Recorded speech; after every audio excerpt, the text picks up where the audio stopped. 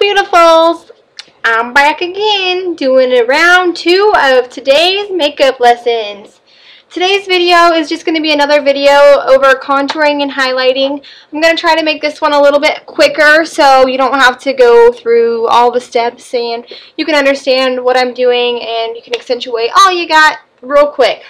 As you can see, I already have my foundation on, and I did do a lot, but it's been a long day, so I can go over it. And this is, you can always add to any makeup that you have, or at least that's my philosophy. But as you can see, I don't really, it just looks like I'm one color. I've been kind of sweaty today. So I just did my eyes in the other video for the day, and I'm just going to do my facial makeup. So you're going to start with your foundation, whether it be, you know, powder, liquid, whatever you use. Go ahead and get that on.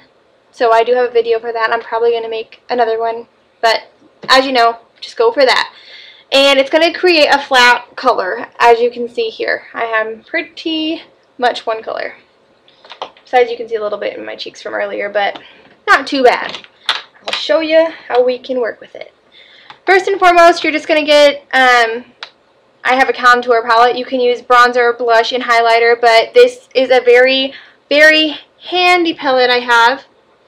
BH Cosmetics has a wonderful palette, as well as Coastal Scents, but the BH Cosmetics is very, very great priced. A little ahead of myself here, but I'm just going to make sure you push your hair back to where you can see your ears, because your ears are going to be very significant. I also have this contour brush, which looks like it's on an angle, and this is really going to help with the shaping of your contour as well.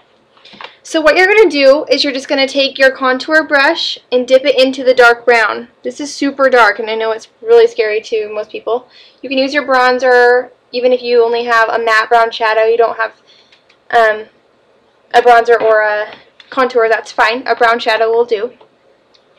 What you're going to do is on an angle, follow your ear line here all the way, not to your cheek, not to your lips, but about 2 inches, so about 2 fingers, you're going to follow. Or you can suck in, that will also help.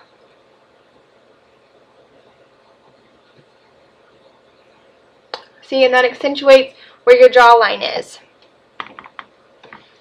And you can already see the difference, just my face looks a little bit slimmer.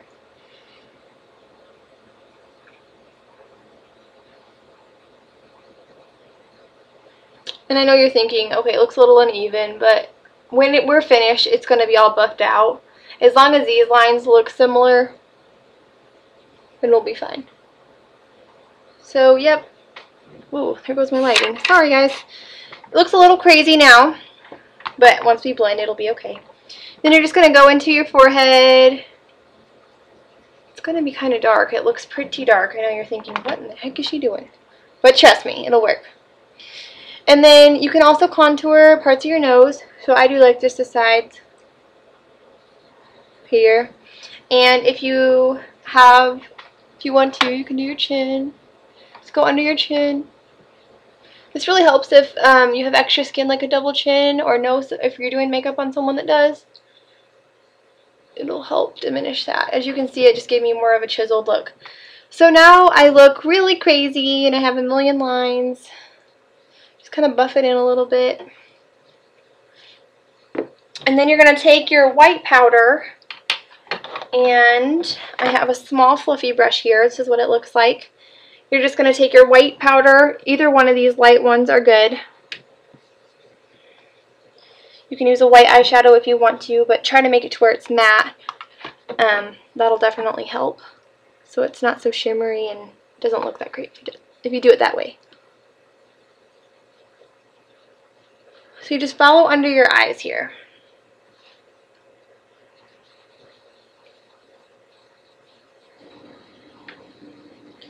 And you're at the middle of your chin and the middle of your forehead.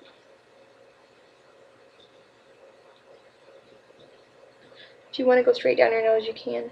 Be careful you don't get white too all over your nose. So now I have tons of lines, tons of colors, you know, the good stuff. Maybe I'll just go out like this. Just joking, I wouldn't do that. Because then the makeup is very apparent. And since I do have red hair, I've been in this phase of using hot pink blush. I love it. It doesn't show up as hot. It is pretty hot, but not as hot pink as it looks in the container. I have this ELF blush. It looks really bright. It looks even brighter than this in person than it does on the camera. I take a fluffy brush like this. This one is by Marabella. It's a powder brush. And you just dip a little. I swirl it. Get some product on there.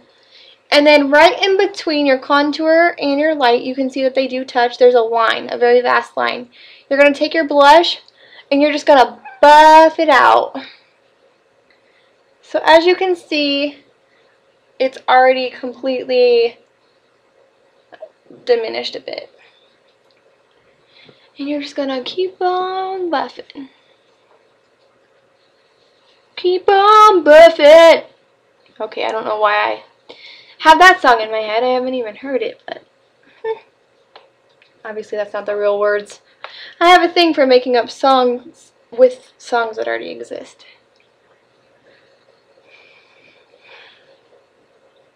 And as you can see, that made a huge difference in just the way that my face looked. It kind of opened me up in the areas here, showed my cheekbones, and you're still probably thinking, well, okay, it looks like she has a ton of makeup on. Which I do love a ton of makeup, so that's fine. But if it's not for you, you can do a little bit less. Or I take this Derma Blend or any setting powder. MAC has a great one as well. I haven't really used a whole lot of different ones, but I love these ones. The Derma Blend one is, I feel like, the most price efficient. So go ahead, and if that's what you want, price efficient, then I go for that. And I just put it a little bit in the lid, swirl it around with a big fluffy brush, and just buff it in over the top of everything. And this really just kind of blends it down. You can see it really just blended it all down.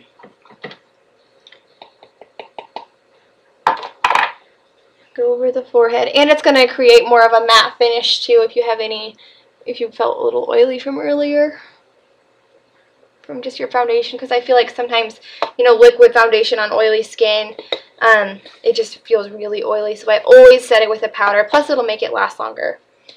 And I'll get my hair back to regular, and as you can see, it made a huge difference. You can see the contour, and when you take pictures and whatnot, this is great for great trick for bridal makeup. One of my friends, Cassandra, is getting married soon, so wish her congratulations. This is great for any photography capturing or anything, because it's just going to show the different highlights in your face. And it's a great trick that you can use throughout any makeup, like even your eyes. So look at, as you can see, I use the light, the mediums here, and then the darks for the contour. The dark's going to basically pull away, and then the light's going to shine forward. Same with any products. If you have matte products, it's going to take away, and if you have shimmer products, it's going to push forward. So just keep that in mind as well. And a good thing to do is, after all of your makeup is done, maybe take a picture with your phone or your iPad or your camera, just to see if you like the way that you're photographing. Hey, you never know when you could be in a picture. So keep that in mind, and hope you guys have a wonderful day. Take care. Bye.